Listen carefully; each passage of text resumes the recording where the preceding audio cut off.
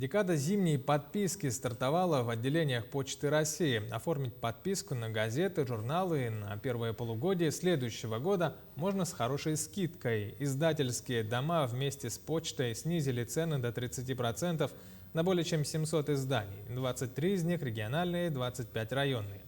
Кроме того, в отделениях идет акция под названием «Дерево добра».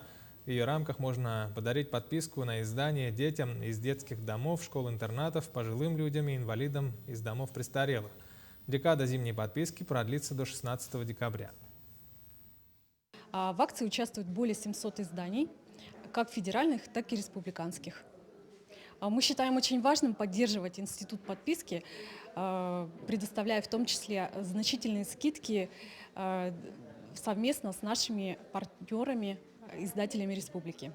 В целом, в 2021 году было оформлено подписки более 107 тысяч изданий. При этом 80% из этого числа это подписка на местные издания, то есть республиканские и районные газеты и журналы.